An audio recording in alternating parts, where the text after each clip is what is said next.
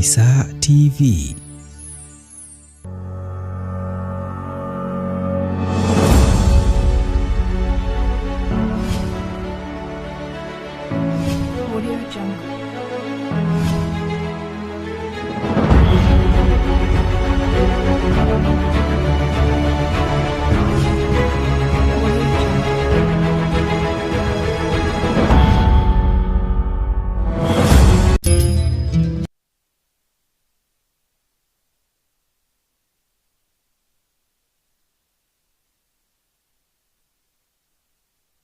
Viewers that we all know, it's called Sabalkheri. Today we are going to do it in a different way, as we are going to use the English version for this program for today morning, as we are going to look at different news coming from different areas, from different people, being brought by different people. As we're going to start with the bad and the worst news is that 3 people dead as excavator evicting Mukuru slums, flood victim damaged.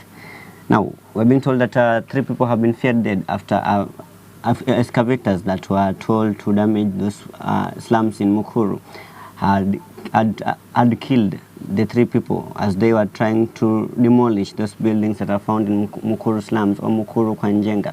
Residents from that area are now angry from the demolishing of their properties and homes, as they are trying to salvage their properties from the damages. When the excavators came and demolished their houses, killing 3 people, they tried to bring chaos and they were suppressed by the law enforcement team. Yet they are crying to the government to try and look at those being evicted, as they are requesting more time to remove or to retreat their equipment or their household from their houses before the houses are being demolished. This is after the government had stated that those houses be demolished due to the heavy rains and the ongoing floods, because there were suspicions that the floods could bring havoc to the houses. So they were told to remove their belongings and to retrieve to other places that are held or that are high. This comes after the total death toll rises in Nairobi, as we all know that Nairobi has been on the grim and the blame to bring with the highest number of flood victims or flood evictions, because it has been hit badly by floods and heavy rains from the dams alongside the Nairobi County. Now, where else we are having good news from the Democratic Republic of Congo, where we're being told that it's good news as KQ staffs detained in Congo released. Now, this comes days after the KQ staffs who are held captive in DRC Congo from the so-called paperwork equipment management from the KQ staffs who are trying to get papers for some perishable goods before they were detained by the Congolese government or Congolese officials. Now, since those staffs from the KQ were held captive, the government stopped all the airplanes or aircraft ferrying passengers to Kinshasa or Congo, or all the flights from or to Congo into our country, Kenya. Now, since the staffs were released, the government has resumed the flights to Kinshasa, or all the flights heading to Congo or coming from Congo to Kenya. The flights have been resumed because all the captivity or the staff that were held captive in Democratic Republic of Congo were left free from all the captivities. Now, these are good news because recently or yesterday we brought you a sad news stating that the staffs were being held in captivity, yet they were doing their own their work with the right moment or the right place. So the staffs or the families of the staffs who are held in captivity from DRC Congo requested the government to intervene, since the KQ management had failed to help them. Now, it's good news since the government intervened and the KQ staffs have now been released and they are now free. And the flights from Kinshasa or from Congo to Kenya or from Kenya to Congo have resumed their work, and that's a plus to the government. Whereas in other news, we're being told that body of mother who jumped into River Nyamindi, Kirinyaga County, found 10 kilometers downstream. Now, there's a woman in Kirinyaga County who jumped with a baby on her back or who stripped a baby on her back and jumped into River Nyamindi. Their bodies were found 3 days later after the incident took place, with residents stating that their bodies were found 10 kilometers downstream from where they jumped, or from where the woman with the baby strapped on her back jumped. It's a good news, yet it's a bad news, because the families have lost the two, the mother and the child. Though it's a good news because their bodies were found. Now, the residents are on high alert or on lookout on those people who are trying to pass or surpass the rivers that are flooded with heavy rains or heavy floods, stating that nobody is allowed to pass through river banks or rivers that are suppressed with heavy rains and floods. On other news, we're also getting bad or sad news from the coastal region. We're being told that effects of heavy tides on Indian Ocean left lots of massacre as local count losses brought by the heavy tides. We all know that the government, through the Interior Cabinet Secretary, stated that all the beachfront hotels and the beachfront activities along the coastal region to stop with immediate effect following the outrage or the statement brought by the weather forecast team, stating that there will be Cyclone Hidaya along the coastal region. This one brought the government to stop all the activities along the coastal side. Yesterday, as an ISA team, we took out to the ground to check out, since there were statements that there were heavy tides and heavy rains which swept away businesses along the shores of the Indian Ocean, specifically in Pirates Beach and Nyali Beach. We went to look at whatever happened from that area, and we got sad news and sad information. We found people trying to salvage their equipment, trying to salvage their businesses, like those who had businesses along the shores of the ocean. When you say those who have businesses along the shores and the ocean, we are talking about those ones who have stalls and who give out services like floater tires, swimming costumes, and all beach services like chairs and everything. Their properties were swept away by the heavy tides and heavy water following the outrage or heavy storms that hit the ocean, bringing the waters to the shores and destroying a lot of equipment and properties from the shores of the Indian Ocean. Our team tried to talk to a lot of people, and we brought to you everything that happened. We are still working on it. We are still on the ground checking out how the situation will be. Checking out how the situation will be today, because we are told that maybe or probably there will be a lot of tides again today. So as our team, we are still going to camp on the shores of the ocean to bring you all the news as they come, as they are being brought to us by your team. They're going to inform you everything that is happening along the shores of the ocean or the coastal region. Now, those who are having businesses and those who are working along the coastal shores, we are being advised, or we are advising you to take to still stay at home, since the government has not yet given a directive or a statement measures concerning the tides or the heavy winds that are going to hit the ocean or the banks of the ocean or the shores of the ocean. So we're still giving out cautions to all the people that are working along the shores, all the people that are going just to enjoy the sea breeze and everything. We are telling you to stay at home, stay focused until when the government will give out directives on matters or about the winds that are hitting the shores of the ocean. Up to there, we're going to take a short commercial break, and then when we come back, we're going to get you more news from everywhere along the country and outside the country. Thank you.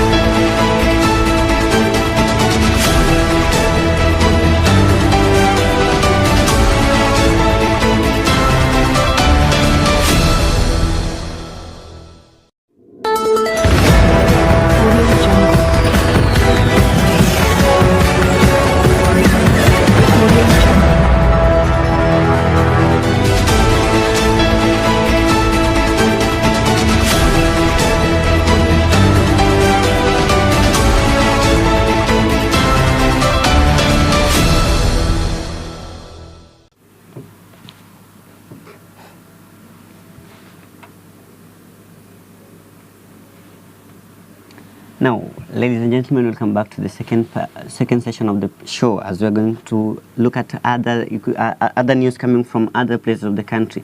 As you all know, that the Azimio chairperson, Honorable Raila Odinga, has been backing up for the seat of the AU chairperson, and it is getting hurdles from everywhere. As we all know that some Islamic states are now backing up their own person that they want to get to get to the helm of the African Union chairperson. African Union chairperson, sorry. Now, he was being backed up with the president of the country. Now, he's coming back to his work as the opposition leader. Now, he's being told by the allies of the president that he should stop entering into businesses or stop citing the president, since the president is backing him up as for the AU bid or the AU job. Yet the allies of the Azimio chairperson are now stating that it's the work and the mandate for the opposition leader to state or to fight for the residents of the country. And now the opposition chair or the opposition assistant chair, Kharoun Musyoka, stated that the president or the Azimio chairperson has the mandate to fight for the country, and it won't beckon up until everything is fought for. Where else? We are getting other news, as we're being told that Ruto and the Kenya government set aside shillings 1 billion to rebuild school amidst the looming dilemma of schools reopening due to heavy rains. Now, the government has stated that it has set 1 billion to give out to 40,000 people who have been affected by the heavy floods and the heavy rains. This comes days after a lot of people, a lot of families were rendered homeless because following the heavy rains and the heavy tides. Now, this is a good idea coming up because a lot of families have been rendered homeless, a lot of families have lost properties, a lot of families have lost their lives. Now, this move or this motive is now going to help those families that have been rendered homeless, those families that have lost their properties. It's a good move. It's also being backed up by the UNICEF or the World Health Organization. As we know that the government of the United States or the United Kingdom has given out or has stated that it is going to give some few funds to people or to the country, so that it's going to help those people that have been affected by the heavy rains and the heavy floods and the heavy tides.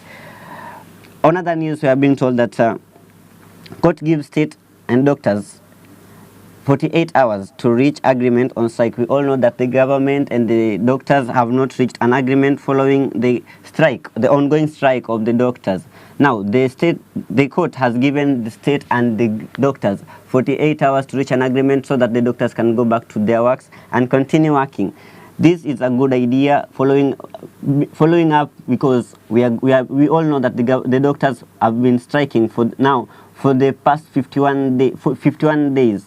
Following their wants or the things that they want to be given, specifically probably maybe the salary and pension and everything. This is now a good idea, because we know that when the court rules and the government and the doctors come into good terms, we're going to see doctors, we're going to see medics going back to work, and all the medics or all the nurses and doctors are going to buckle up and go back to their works, and to all we as the citizens are going to get better treatment and better medication from all the public and private facilities. Where in other news, we're being told that displaced and forgotten. Now, how displaced residents in Tana River IDP camps from last year November still in the camps. We're being told that those who are displaced and those who are forgotten from Tana River IDP camps are still staying in the IDP camps following the heavy rains that hit Tana River last year, and we all know that the heavy rains are still hitting that side of Tana River. Yet we still have those who are displaced last year in the IDP camps. Now they're still there. They're really requesting the government to come through and help them to fund or with the fundings to get back to their homesteads and to move from the IDP camps. As we all know that Tana River is still being hit by heavy floods, heavy waters, and all the river banks are now breaking their banks, heading to Tana River. Now the residents from there and those Islamic leaders and the Christian leaders are requesting the government to come through and help those who are displaced and those who have been forgotten in the IDP camps following the heavy rains that had hit Tana River from last year, November.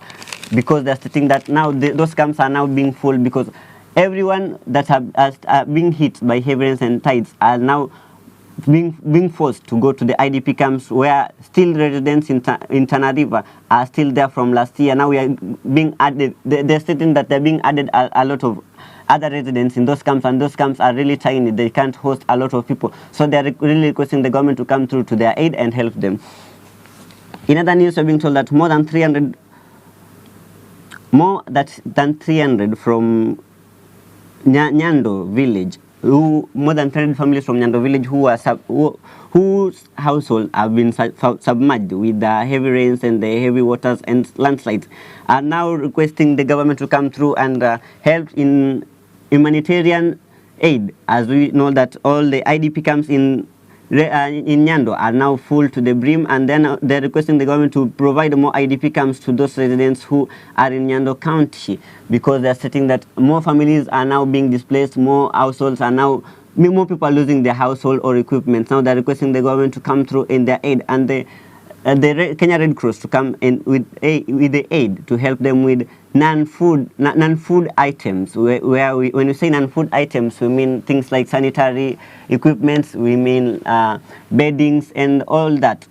Since they're stating that now others are now being forced to sleep on the floor or on the mats because they don't have those enough equipment, or like those equipment that are going to sustain them for the time being, as they wait for the levels of the water, or the water levels to lower down, so that they can go back to their homestead, so that they can go back to their residing places. Now they're requesting the government to come through and help them, and they also the Red Cross to come through and help them with those equipments or the gadgets that are going to sustain them for the few days that they are going to stay in since we all know that they're staying in schools and shelters and also orphanages. Now they're requesting the government to come through and help them with those equipments that are essential for their needs. Right now, as we all know, that Nyando and other parts of the country is being hit by floods, or Kenya as a whole. Like when we talk about Kenya as a whole, we all know that different parts of the country are hit by the floods. Different parts of the country are still being hit by heavy rains. Now, the Kenya Red Cross is also giving cautions to those people who are living along the river banks, along the oceans, along the lakes, to evacuate. All those people who are living at the lowlands to evacuate and come to places that they are going to find safety, since the weather forecast man is still saying that there might be heavy rains, there might still be tides and storms and the landslides. So people should evacuate and go to places that they feel is safe for them. In other news, we are being told that governments warn residents in Nyeri to evacuate following the overflow and landslide, citing that the rivers are flowing underneath. Nyeri residents recently were hit by landslide. This comes days after the heavy rains. Now, the government has stated that maybe or probably the waters are now flowing underneath their houses. That's why the Nyeri residents are now being hit by landslide. We've seen many residents counting losses. We've seen many houses being swept away, or many houses being buried, and people losing their equipment, people losing their gadgets, people losing lives from the houses that have been buried following the landslide. Now the government has stated that the landslide is being brought by water flowing underneath their houses, citing that residents should evacuate those areas and move to other areas that are not prone to the overflow of water or the water that are flowing underneath their houses. So residents in Nyeri should take cautions about this pandemic that is hitting the entire country, or that has hit parts of the East Africa, which when we say the pandemic, we mean the heavy rains, the heavy floods, and the heavy tides, because we all know that even our neighboring country, Tanzania, has been hit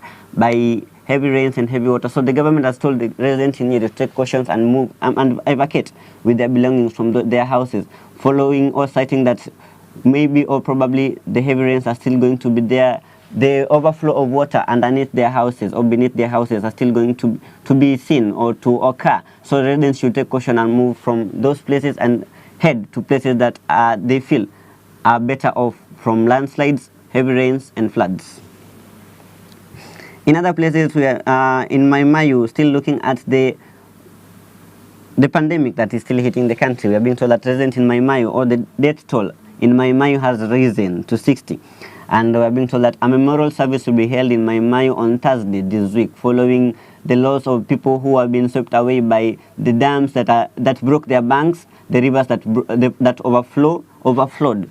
Now, residents are going to do a memorial service in Maimayu to cite or for the burial of those people who had lost their lives. Yes, the other residents are still requesting the government to come through to their aids and help them find their loved ones who were lost or who were swept away by the heavy rains.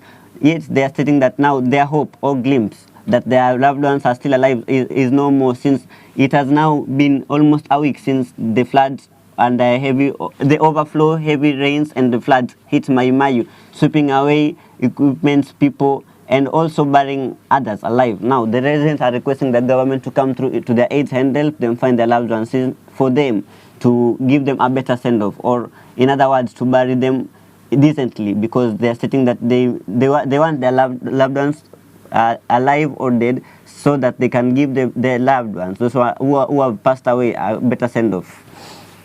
In other places, we are being told that UK has announced that they are going to bring shillings 140 billion aid to shillings 140 million aid to our country.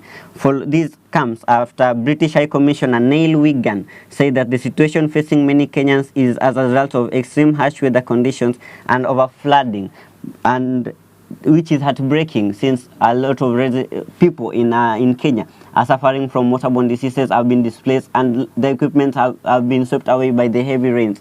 Now, the United Kingdom has stated that it will get that amount of money that I told you is 140 million to our country, so that it will help with the aid. Yes, the government is still also citing that it has brought up an initiative whereby all Kenyans that are willing, or the well-wishers, will send their donations, so that the donations would help those people who have been displaced with water, those people who have been displaced with heavy rains and heavy floods, so that we can at least help those everyone who is in need. Now, the government has given out a number where any person or any well-wisher will be donating the equipment, and it has given out places where when you don't have money yet, you have other things you can donate to those people who have been affected, like blankets, mattresses and everything. We are going to take them into certain places. The government has stated you're going to find that news in the Daily Nation, where we'll see the government. We are being told that the government has given out directive or measures where and how to take your donations or that amount of money to places, specific places, so that the people who have been affected with the heavy rains and heavy tides are going to be helped. Now, until there, we are going to say it has been good having you in this show. We meet again tomorrow in the morning. It's me, Kharoun Mohammed. Thank you. Hii ni Anisa TV.